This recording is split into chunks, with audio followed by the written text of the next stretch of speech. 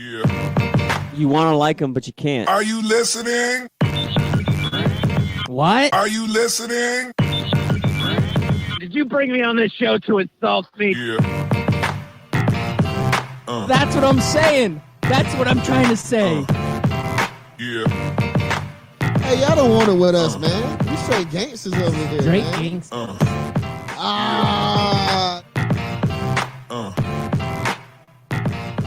Yeah, good morning and welcome back. You are listening to Scout Team Radio. We bring it to you hot and live each and every morning, Monday through Friday, right here on 12 Ounce Sports. I am one of your gracious hosts. They call me Loudbeard. You are the most egotistical, self-deluded person I have ever met. Yeah, I'd say that's true. And the man on the other microphone, he is known as being a great American. He is occasionally a great patriot. You may remember him as America.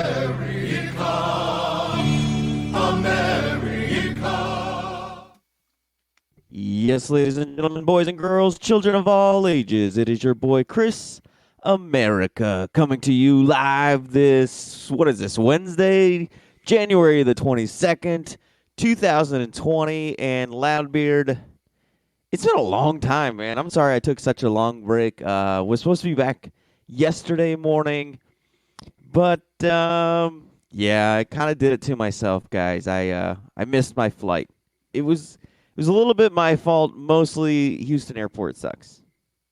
Interesting.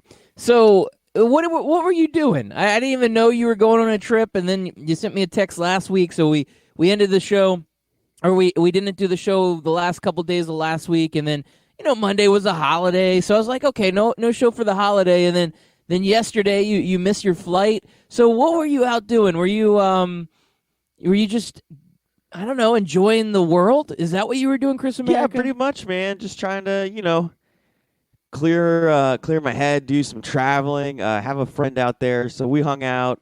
Went to a concert Saturday night, and I went to the Dallas Zoo. I went to the Dallas Aquarium, which was more of an aviary, by the way. If you're going to the Dallas Aquarium, you are going to see just about as many birds as you are fish. It was very interesting.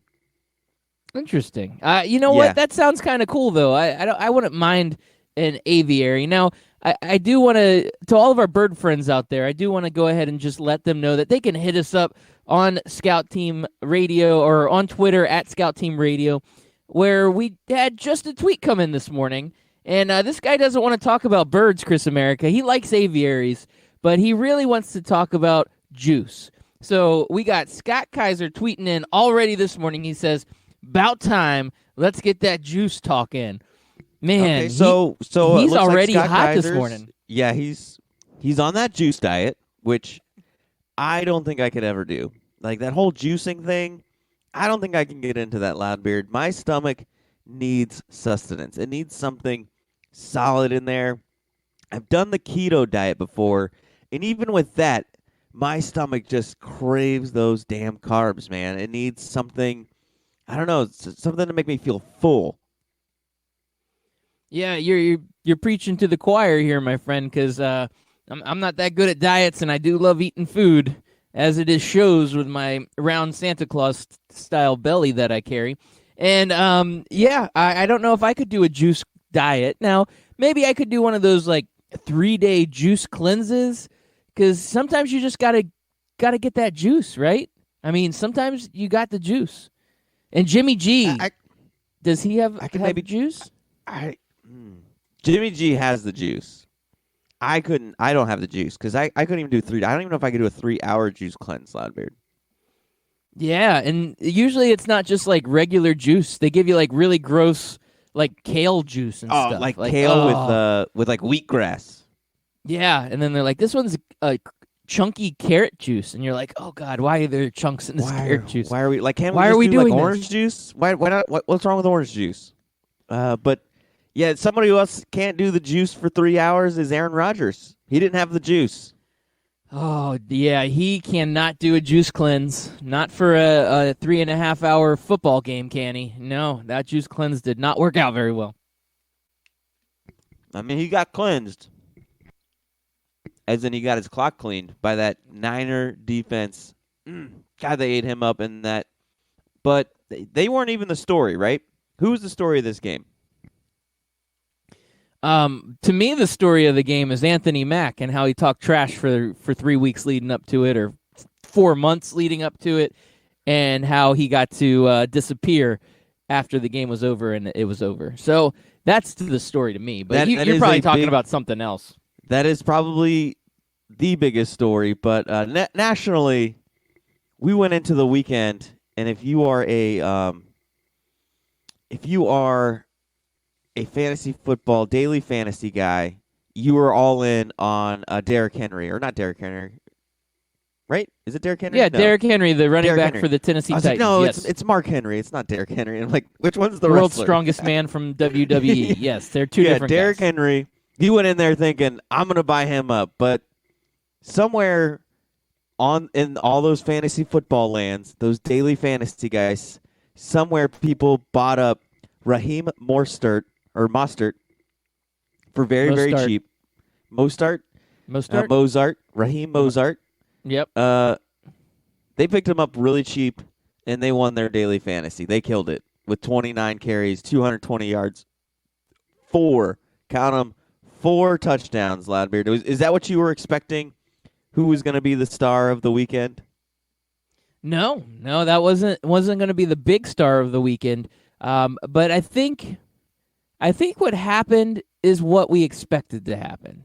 I mean, the 49ers, I know there's some Aaron Rodgers fans, and I know there's a lot of Green Bay Packers fans out there, but I know personally, after I made the mistake of going for the Vikings and watching that 49ers team, they are the epitome of the run-first offense with a hell of a defense and a quarterback that can make the right decisions and do what you need him to do when you need him to do it. I mean, the team is a complete team, and you're right. You don't expect Raheem Mostert.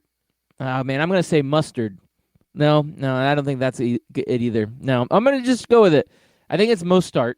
He was just another guy, and we didn't expect Tevin Coleman to get injured early in this game.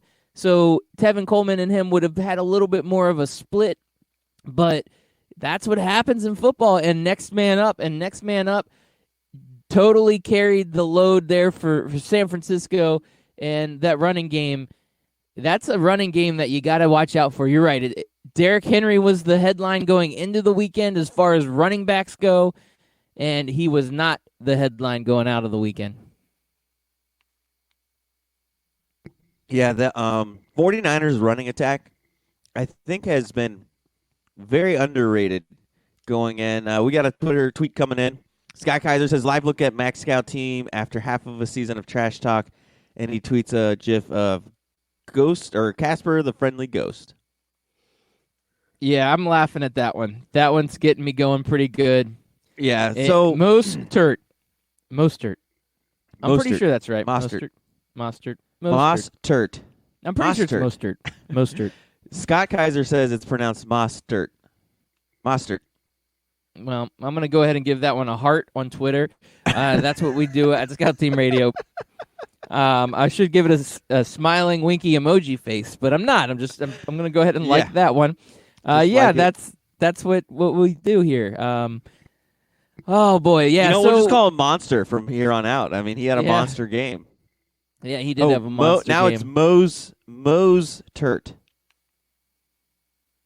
Yeah, this is too confusing. I'm just gonna call him Monster from here on out. I'm pretty sure it's not Moss. It's Mostert. Raheem Mostert. Say it with me one more time. Raheem Mostert.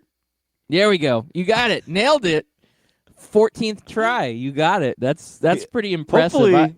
Hopefully for Scott Kaiser's case that this guy becomes a household name.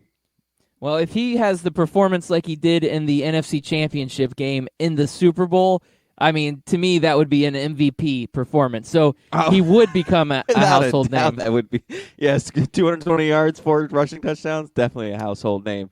Yes. Speaking of ghosts and this Raheem Mostert monster, that run defense by the Green Bay Packers, they were a ghost.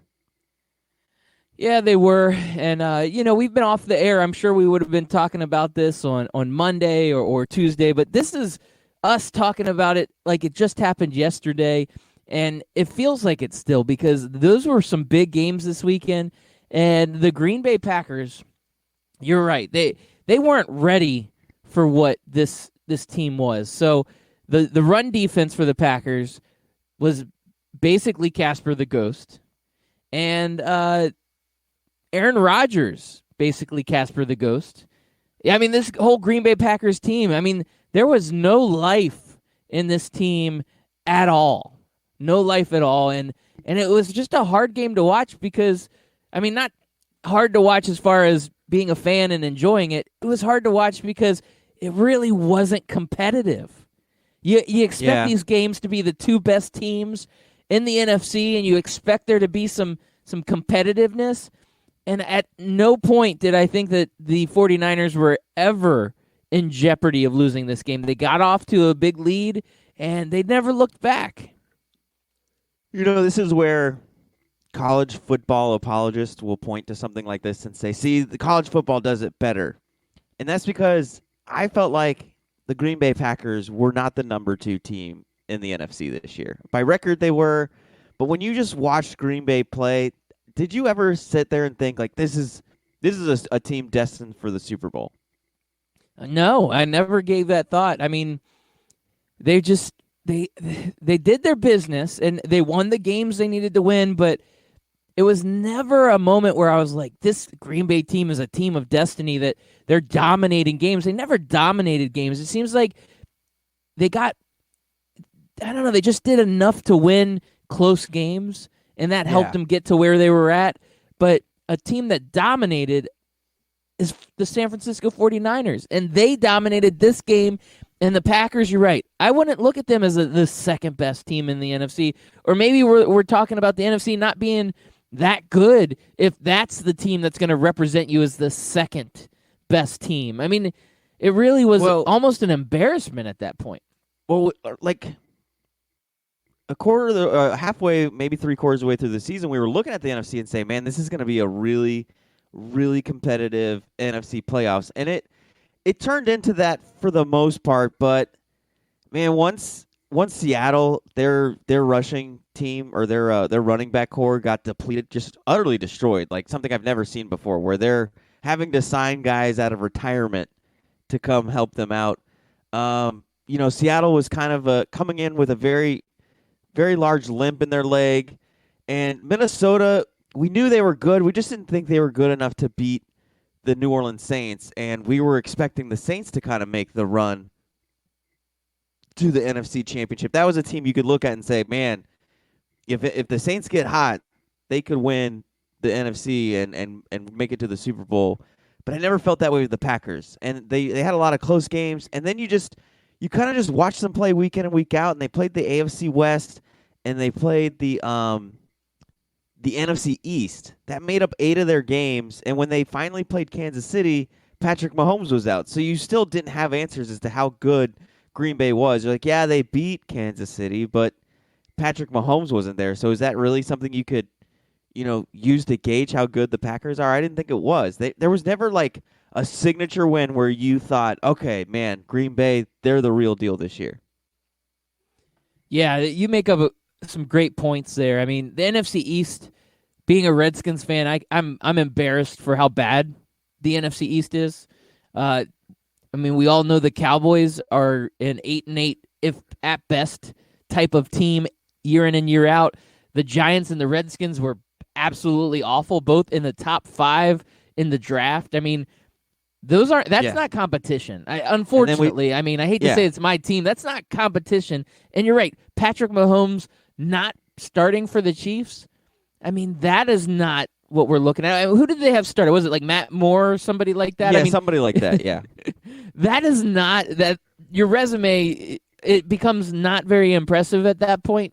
And so think about it, like your 8 games are the 4 AFC West teams minus a Patrick Mahomes Kansas City Chiefs. So that's an easy 4 wins if you're a solid team like Green Bay is. And then you have 4 games against the NFC East, which we just mentioned are just 3 god-awful teams and a playoff pretender in the Dallas Cowboys. So that's 8 games right there. That's already an 8-0 start with half of your season. Then you pepper in 2 games against the Detroit Lions, who are awful. Yeah. So that's 10 the games. who's who. Right, so that's 10 games. And then you pepper in 2 games against the god-awful Mitchell Trubisky-led Chicago Bears, and that's 12 wins right there. That's a 12-4 season. Yeah, you bring up very good points here, and I don't even know how to argue with you on this one because I do think the Packers were inflated, and this is the other aspect that you did not bring up, and that is we have a lot of fans out there living on a legacy of Aaron Rodgers that he is some sort of just, I don't know, some sort of amazing being that really isn't. So 5, 6, 7 years ago when he won the Super Bowl, I mean, he got propped up on this pedestal. We're talking 10, 11 years ago. Whatever it was. I'm old. We're talking time 2010, flies. 2011, man. I know that 2010 feels like 5 or 6 years ago, though. You're right. Yeah, that does. I'm going to go back to the future on this one. 10 years ago, let's just throw a number out there, even number. 10 years ago, Aaron Rodgers was on the top of his game.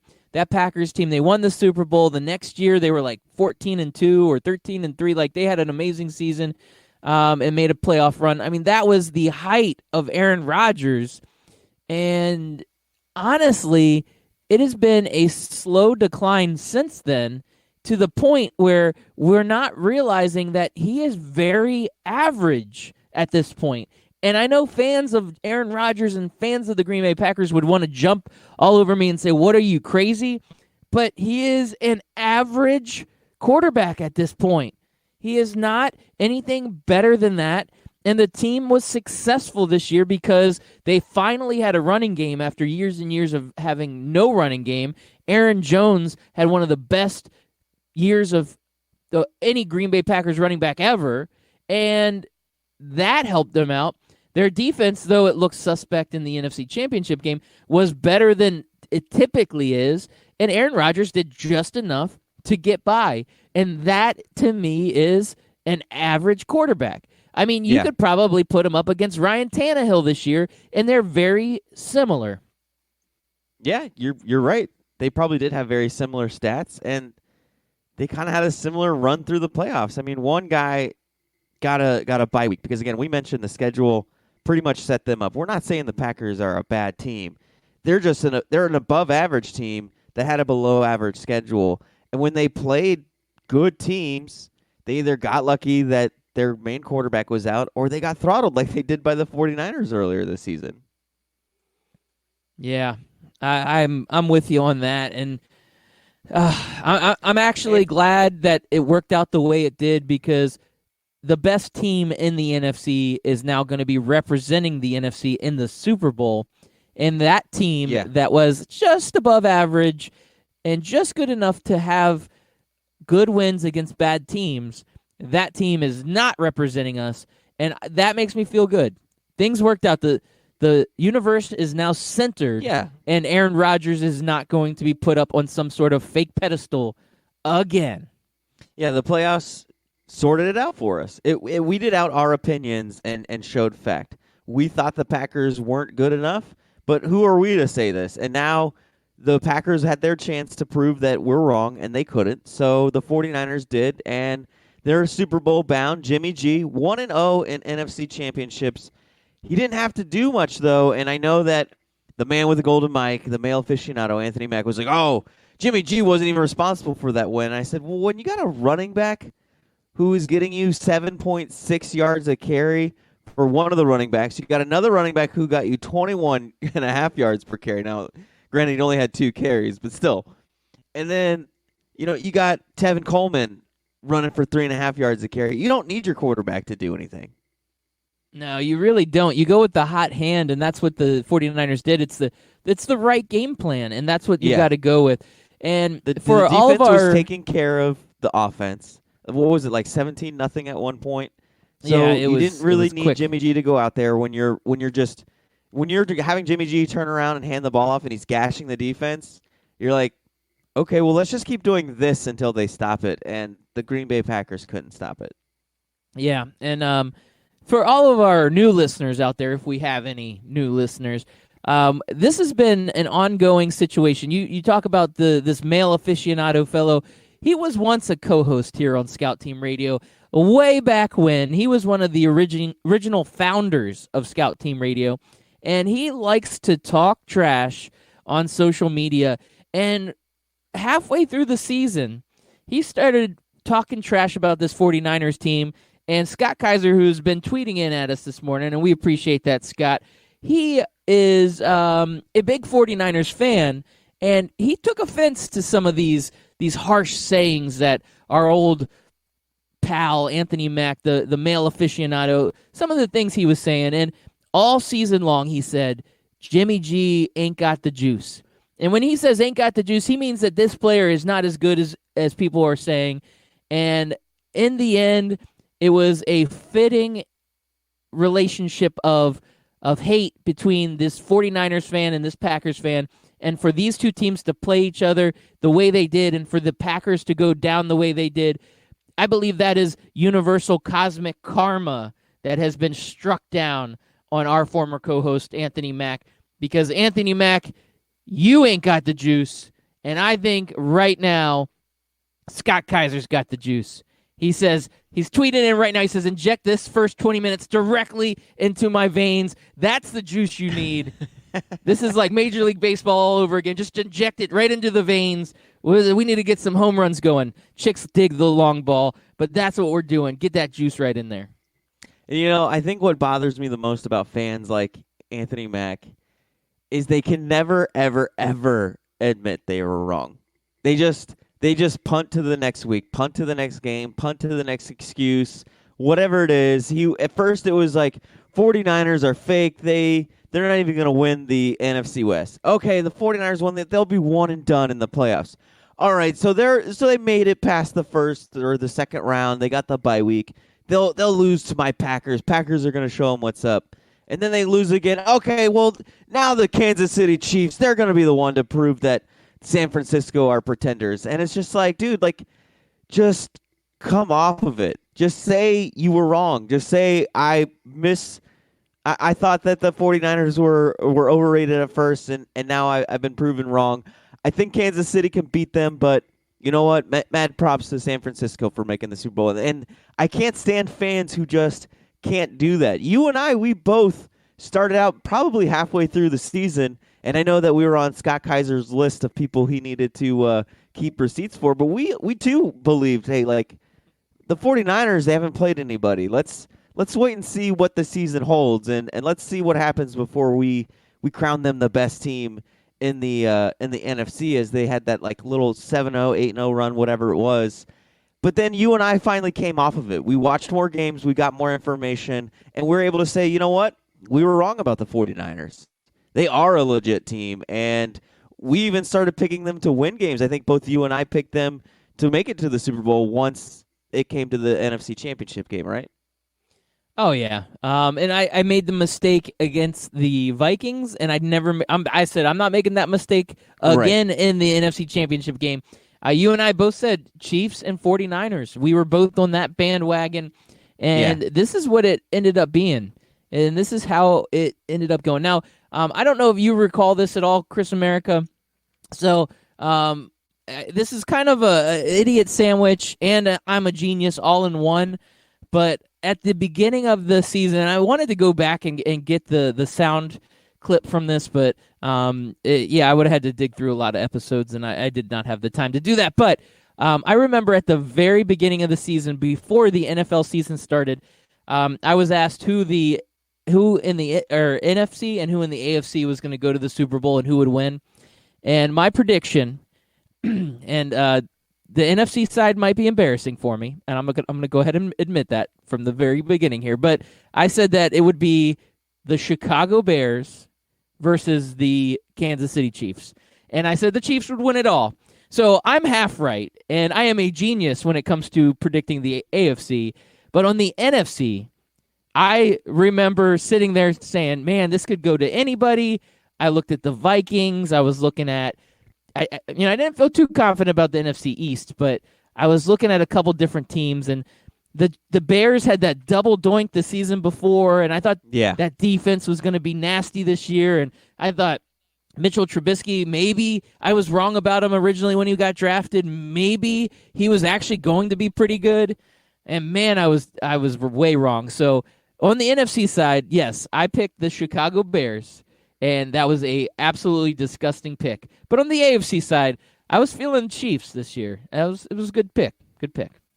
Yeah, I think that's the way a lot of people's Super Bowl predictions go preseason is you pick a safe pick for one of your Super Bowl ones, and there's none safer than, say, Kansas City, maybe New England at the beginning of the year.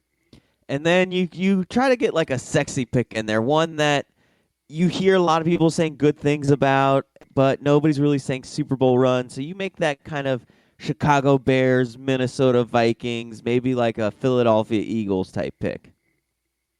So no shame in your game. I mean, I personally wouldn't have picked the Bears with Mitchell Trubisky as their quarterback, but I couldn't hate on it given the time and what people were saying. And that's what I love about the NFL, though, is we get to say all we want at the beginning of a season, but these guys have to go out and prove it on the field.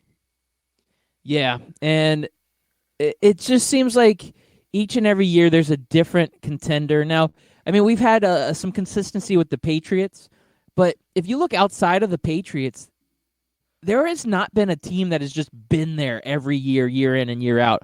There's always teams that come in the picture and come out of the picture, come into the picture, and so you really have a hard time predicting what that's going to look like. And, I mean, it could have easily been an awful year for the Chiefs if that Patrick Mahomes injury ended up being like a season-ending injury. If it was a season-ending injury, I mean, we're talking a whole different story right now. We're not talking about what the Chiefs are going to be doing. You could be talking about the Raiders in the playoffs and your boy John Gruden. Yeah, and I do want to say that the Raiders did not get eliminated till week 17 at 4 o'clock. Yep. So just to say that there would have been a great possibility that the Raiders could have made the playoffs. And that in itself is a crazy, bizarre, wacky Wednesday kind of saying. And I can't believe that the Raiders had that good of a season, even though they were really not that good. It just somehow worked out that way. The AFC was so top-heavy that the bottom half was just not that good. And that gave the good old Raiders a chance to sneak in that almost sneak in that wild card. Unfortunately, the Titans got hot there towards the end and booted them out. Yeah. So were you like me through the San Francisco run in the playoffs? Did you get a little nostalgic seeing playoff games and NFC championship games hosted at San Francisco and then in Green Bay, and it just made you feel like it was 1993 all over again? Yeah, I'd say a little bit. The 49ers... that was honestly a common, like, to those of you who are younger than, like, say, I don't know, 25, but maybe even younger than 30, like, for us, growing up as 80s, 90s kids, San Francisco being in the playoff was a common occurrence. It was almost a guaranteed thing, kind of like the New England Patriots being in the playoffs every year. You just could always check off San Francisco. That's going to be a Super Bowl playoff run type pick for me every preseason. And then after the Steve Young era, I mean, they had a few good seasons with, Jeff Garcia and Terrell Owens and everything. And I can't sit there and tell you how many playoff runs they had if they went every single time Jeff Garcia was their starter. If they went, I don't really remember that era too well. But after that was over, so were the 49ers. And the last 20 years, you could kind of count on San Francisco not being in the playoffs. It was kind of a Jekyll and Hyde half of our lives, Loudbeard, where our first half of our lives, it was 49ers all the time. 49ers, Cowboys, Packers. You can count on all those teams being in your NFC playoff runs. And our second half of our lives has been kind of no 49ers. Yeah, I mean, I guess minus that little bit of run with Jim Harbaugh. We'll call it the Alex Smith, Colin Kaepernick run. They had some successful years there, but We also had like Mike Singletary as the coach, and they were awful. Yeah. Let's see, was it Mike Nolan also the coach? They were awful. They had like right. 10. Huh? Yeah, sounds about right. Mike Nolan. Yeah. They had like probably 3 or 4 coaches that were like 1 and 2 and done because they were that bad. But yeah, they had some down times, and you're right. This is a storied franchise. And if you're old enough to remember the Joe Montana, Jerry Rice days, I mean, those were like the best. And then you transitioned over to Steve Young, and it didn't stop. They didn't skip it just a beat. kept going. Yeah. It was a beautiful time for the franchise, and they have been on hard times for the majority of the last 20 years. Like I said, minus the little Jim Harbaugh era right there. Yeah, in that little the blip middle on of the that. radar. And you're kind of Yes. like, okay, San Francisco, they're finally back to where they were. And then you just watched it like just quickly deteriorate. Even before the whole Kaepernick thing, like the franchise just kind of took a nosedive after that Super Bowl run. That it did, Chris America. And I don't understand why, but it creates parity in the NFL. We can't have one team just dominating every decade. All right, so Scott Kaiser, the 49ers aficionado, 49ers fan, says it's been 25 years and we're talking about 5 good years, good being possible Super Bowl years. In 25 of those, Nolan, Chip Kelly, Jim Tomsula, Derek Anderson. Ugh! It's been hell. Makes Harbaugh years and this year so sacred. Yes, it is sacred, Loudbeard, and a Super Bowl run is sacred.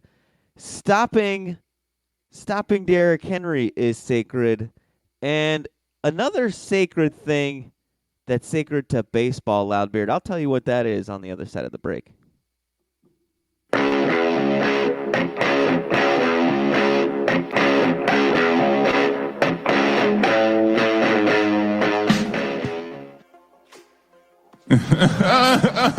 Hey, Kawhi, what are you laughing at, man? This isn't funny. Fantasy sports reimagined. FanDuel, that's what I'm talking about. It is more than just fantasy sports. It's the best way to watch the games, win real cash, and bring the action right to your living room. Just choose a contest, make your picks, watch, and win. And if you go to FanDuel.com/STR today, you can get a $5 deposit bonus. Once again, that's FanDuel.com/STR. Come on, man. This is not a laughing matter. If you've been listening to Scout Team Radio for a long time, you know that myself, Loudbeard, has placed a bet or two in his day. That's right, I've lost the beard bet, I lost the romper bet, but one place I don't like losing is when I bet money, and I can easily do that at MyBookie. That's right, you can go to mybookie.ag, use promo code 12OZSports, and get a 100% deposit bonus up to $1,000. Hey, guess what? That is a lot of money. Do it.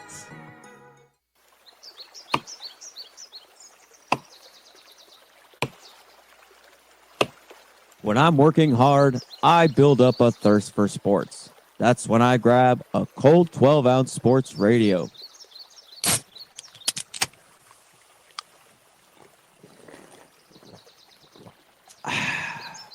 12-ounce sports radio. Quench your sports thirst.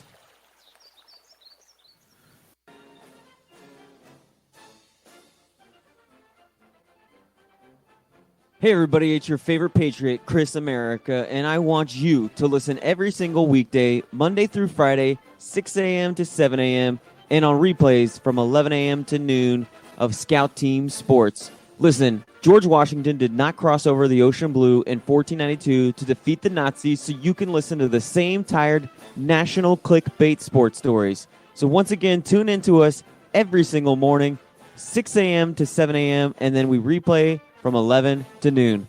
I will see you there, and God bless America.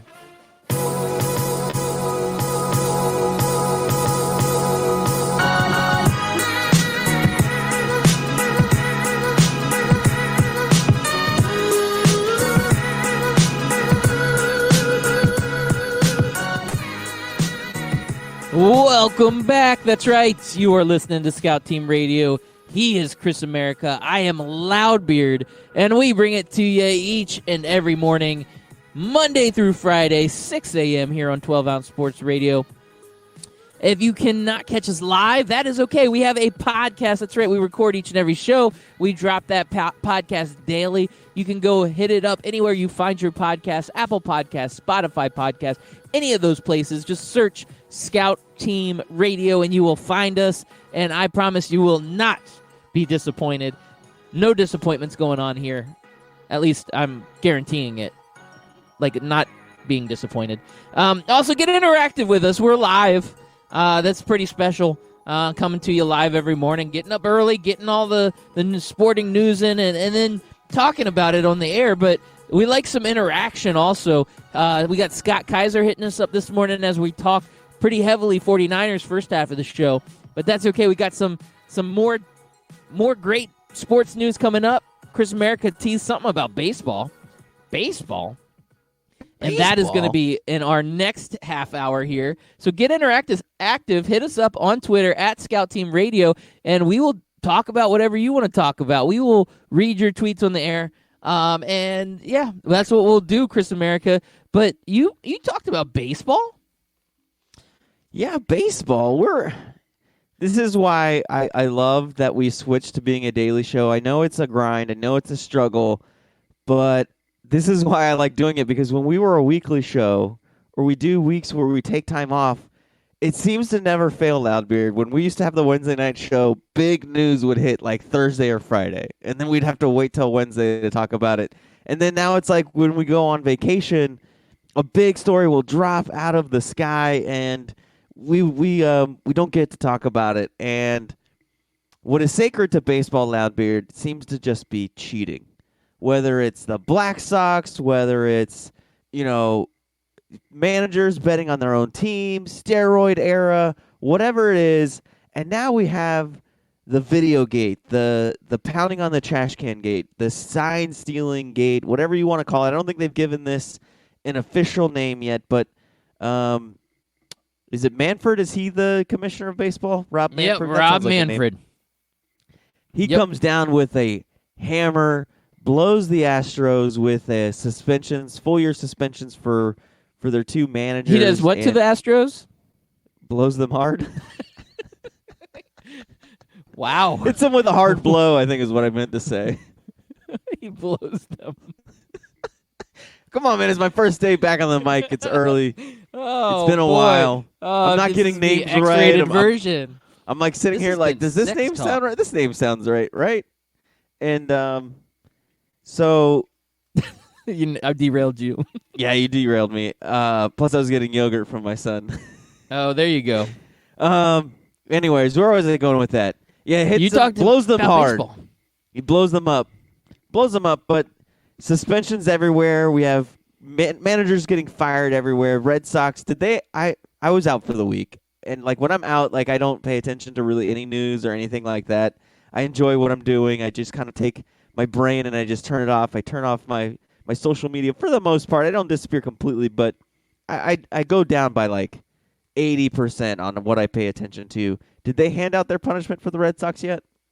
Well, all I know is that the Red Sox are without a manager, the Mets are without a manager, and the Astros are without a manager, at least based off of everything that happened. So some of them, they said they mutually parted ways, and I know that there's some additional things that'll be happening, but yeah, I mean, it was a bloodbath. Now, do you think these players should have gotten punished? Yeah, I mean, probably. I honestly do. I mean, this is a tough situation, and it seems like it's a pretty serious deal when you get down to it. I mean, it's a team that won the World Series, and yes, they were uber talented, but they went back and looked at some of the stats, and some of these teams at home, or this Astros team at home, some of these players had absolutely phenomenal stats, like batting .450, just having a hell of a series at home. And then away, for some reason, they're batting like 200. And all of the shenanigans was happening at home. I mean, it just makes you really feel like the competitive advantage with what they were doing was just so unfair. And because of that, yeah, I really think the players know better. These guys are grown-ass adults, man. They know what is right and what is wrong, and they know that this was wrong. And I don't see any way why we would just go ahead and give him a pass, other than Major League Baseball is just not looking for that big of a black eye. They want to make sure that they throw down very harsh discipline, but they really are taking it more out on managers and GMs and organizations, which they should, but for some reason the players seem like they're getting a little bit of a pass.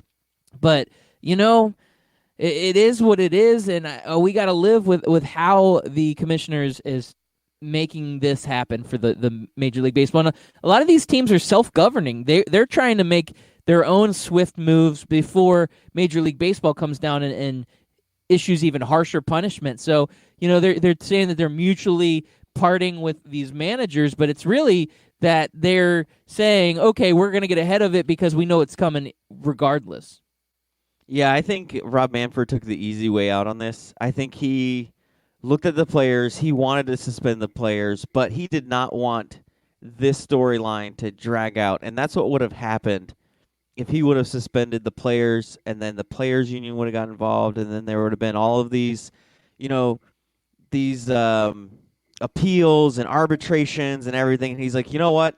I just want this story to go away. So I'm just going to say what everybody says. Hey, man, let's just blame the head of the snake. Let's just blame the leaders and say, hey, you guys should have had more control over your team, and you guys are done for a year, and let's be done with it. And I think that's exactly what Rob Manfred wanted, and that's exactly what he got. This story seemed to disappear within a week, I think. Yeah, it'll still hover around, but not as much as it would have if he would have suspended, all of these big-name players and then had, the players union get involved and drag out with all of these appeals and everything. No, I absolutely agree with you, Chris America. Now, we could talk about this for a while, but I feel like the story's already kind of moved on. And you're right, we took a little bit of time off, and it blew up while we were off. It's crazy, but there was another baseball story, and when you teased baseball, I thought this was the story you were going to tease. Okay. Well, like I said, I've been out for a week, so what do you got for me? I'm intrigued. I'm interested. So yesterday, this will probably be breaking news to me. Oh, well, there you go. So yesterday, the Hall of Fame was announced, like the voting and all that. Okay. And two players made it in. I'll start with the lesser-known player, Larry Walker, 5-time All-Star, 1997 NL MVP. He received 76.6% of the votes. He didn't even think he was getting in. He was a little bit of a long shot, but he gets in, and he's super excited about it. But there was one other player, Mr. Derek Jeter, who I believe we all felt would be a first ballot Hall of Famer, and he was. He was all but one vote away from being unanimous in getting into the Hall of Fame. Derek Jeter, who had won 5 World Series with the Yankees, including a Series MVP in 2000.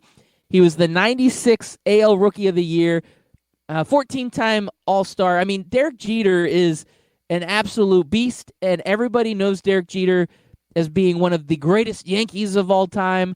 And whether you love him or hate him, you have to respect what he did on the field. But 99.9% of voters agreed that he is a first ballot Hall of Famer. But in Major League Baseball, there was one guy, one voter who had a vote who said that he did not feel Derek Jeter was a Hall of Famer. And we go back to the stodgy old baseball rules where getting that unanimous vote, even though Mariano Rivera did it was it last year or 2 years ago that he was the first unanimous person? We're going back to a guy that should have been a no-brainer unanimous vote into the Hall of Fame. There was one guy that was petty. One petty person out there that voted against Derek Jeter or did not vote Derek Jeter in. So he is not unanimous. I don't know if this was a Red Sox fan or a OWG, as our good friends over at Craft Brew Sports says, an old white guy who just did not feel like Derek Jeter should have been a unanimous decision in the Hall of Fame. This is so baseball, this story right here. The pettiness, the old rules where they're like, oh, we can't vote him in on the first ballot. Yeah, this is baseball right here in a nutshell. Yeah, And I kind of felt this way about Mariano Rivera when he did become the first unanimous player. You look at those two guys and you're like, yes, they are unanimous, but then you're like, but should they be the first unanimous guy? Should Derek Jeter be the second unanimous guy? I mean, I felt like in our era, in our lifetime, Ken Griffey is the only guy deserving of that title, and he didn't get it. So it's like, I can't be mad when Derek Jeter doesn't get it.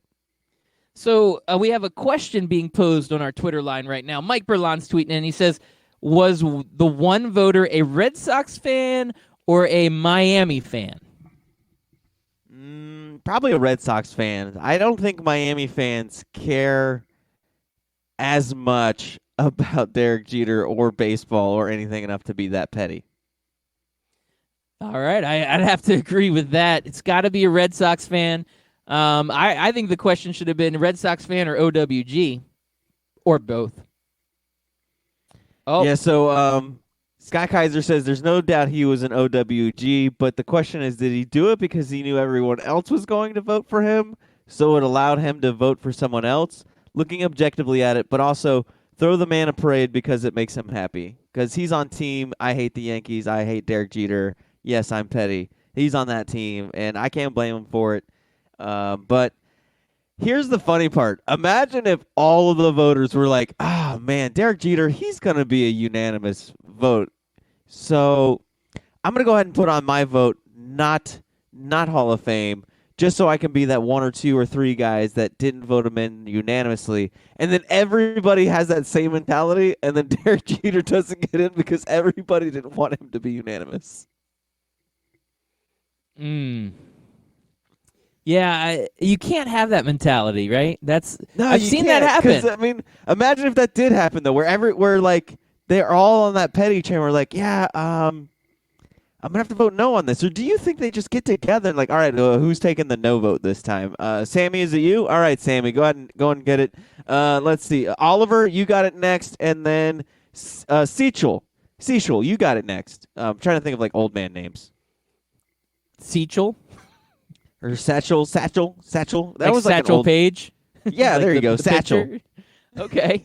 Cecil. I think I was trying to get somewhere between Cecil and Satchel. I'm just laughing with you, not at you, I promise. I'm still laughing.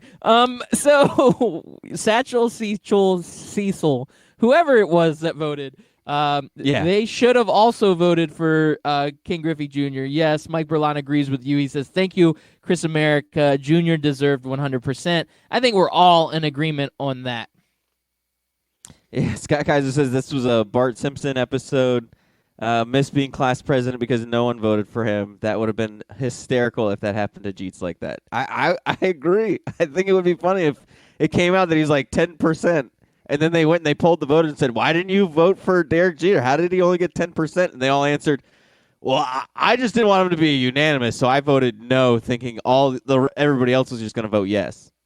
I think Martin Prince ended up being elected to that election on The Simpsons, but I digress. So this is dating me back a little bit. You remember when American Idol used to be like super popular? Yes. I think it was like season 4. Like at that point, I was watching it, and there was a guy. He ended up having a pretty good music career, but his name was Daughtry. You remember him? Yeah, Chris Daughtry. Yep. Yeah. He sang in that douche. I call it the douche tone. That Chris Daughtry Creed, like with arms wide open. Like, you know how they sing like that? Yeah. Okay. Yeah. Yeah. I gotcha. So I remember he was like heads and shoulder better than anybody else on the show. I can't even remember anybody else that was on that season. And it was like there was like 6 people left, and he got voted off. And when he got voted off, Chris America, I said the exact same thing. I said, I bet everybody else thought he was so good that he should have gone all the way through, and nobody voted for him, and they ended up putting somebody else through that nobody even has ever heard of again. And yeah, Daughtry, he got the Bart Simpson treatment on that American Idol. Just throw another example out there for you. Should have done that to Jeter. Should have done it to Jeets. Loudbeard, we kind of went a little heavy on the baseball talk, and we can't take away the love from the Kansas City Chiefs and what they did. We spent the first 20, 25 minutes talking about the 49ers-Packers game. We're only going to give the Chiefs 5 minutes, but that's because the Chiefs were kind of expected. The Chiefs versus the Titans matchup on paper just wasn't that sexy anyways. I think the fact that the Titans made the run with Derrick Henry and how well he was doing kind of made you interested in it, but if I told you at the beginning of the season that the AFC Championship was going to be Chiefs-Titans, would you get all excited about that with Ryan Tannehill leading the way? No, and as a coach, to me that's an easy game to game plan for. You basically say, okay, we're going to stack the box. We are going to make them win without Derrick Henry. We're gonna take him out of it. Beat us. Yeah, you got to make Ryan Tannehill beat us. And I honestly, on the first drive or two, there was a couple good plays. A.J. Brown had a couple good receptions. I mean, they moved the ball. It's not like they were completely stonewalled like the Green Bay Packers were. They looked decent, but you could just tell as the game wore on that the Chiefs were just a far superior team. And the Titans, I mean, once they realized Derrick Henry wasn't going to be able to carry the ball like he had previously because the Chiefs were ready for it, and the Chiefs had the men up front to be able to stop or slow down Derrick Henry at the very least. I mean, at that point, they just didn't have enough juice to make it through. Yeah, they didn't have the juice. Derrick Henry, 69 carries. All right. 69 yards. All right. 3.6 yards, though, average. 1 touchdown. Kind of fell to earth. Still, I mean, it's still a solid game, but when Ryan Tannehill is your quarterback, you need a lot more from your running game. We even had a Marcus Mariota appearance that game. Yeah, didn't he come in for like a trick play or just like one came in, possession ran the ball down for or something? 5 yards, yeah. Yeah, look at him. He can put that on his resume. Played in the AFC Championship game. Play in the AFC Championship game. I'd say that's pretty impressive. Yeah, well, hey, Chris America, you didn't even mention that Kansas State and Kansas played in college basketball last night. Why didn't you bring that up? Because it's not March. Oh, okay. Well, the good news, because I didn't watch it either. Nobody watched it. But now it's being replayed on sports radio and ESPN all over the place because at the end of the game, the big man for the Jayhawks ends up swatting the ball down in the face of the guard for Kansas State. And that guard gets a little pissed off about it, and the big man mocks him, and all of a sudden, a straight-out brawl. And that right there is why college basketball is interesting in January, is because we got fist throwing, we got, I don't know, the whole bench is clear. It was beautiful, Chris Merrick. I watched it right before the show tonight. It aired last night. I didn't see it live. Saw it this morning when I was recapping it. But amen, good college basketball brawl. You should go check it out. Did it last longer than the Conor McGregor Cowboy Cerrone fight? Yes, it did, actually. 42 seconds. So I think it lasted about 48 seconds, maybe 52 seconds. No, actually, the brawl itself took a little while because, everybody stands around and it's like a big group and like the security guards have to like slowly drag one by one people out. The Cowboy Cerrone fight, who I don't know who Cowboy is, but neither does he. He's now been wiped clear of all of his memories by Conor McGregor as Conor McGregor shoulder butted him into hell. Yeah, he sure did. And the fight should have been ended a lot sooner, but Herb Dean is the absolute worst referee when it comes to stopping fights. And this was no different. There's so many times I've watched fights where Herb Dean's called it, and you could see the guy is he's knocked out. He goes limp, and he just sits there, and he allows a fight to go on way longer than it should. And then, fighters just start defending themselves, and they're like, okay, well, he's still in it. Like, no, that's just the body taking over. That's instincts taking over, protecting the brain from continuing the mashing that you're allowing to happen. And that fight should have been over way sooner than what it was, but I can't stand Herb Dean. Yeah, well, question for you, because I know we only have a minute left here, but do you feel like Dana White knew that Cowboy was a little over the hill and that this would be a good bring Conor back to life type fight? I told my one friend that all this proved is that Conor McGregor is still like a top 3 fighter, and that he's elite in that instance, but he's not the elite of the elite, and that Cowboy Cerrone which this is basically Cowboy's entire career, although I wasn't expecting him to get beat this fast. He's a guy who's probably your second-tier guy, and that's his ceiling, and he'll never be able to beat a top 3 guy like Conor McGregor. He just never has and never will. So, and I think Dana White, and I think Dana White knew that as well.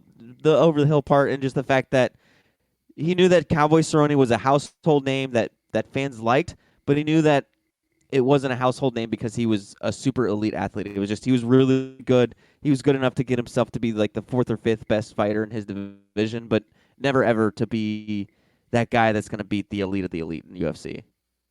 There you go. You heard it here first. Chris America said he has one friend. Yeah. Man, I'm your friend too. You got 2 friends. Yeah, man. What about Scott Kaiser, Mike Berlon? They tweeted in all episode. They're your friends. You got more than one They're friend. my friends. Yeah. Thanks, guys. Thank you for being a friend. Something, something, something.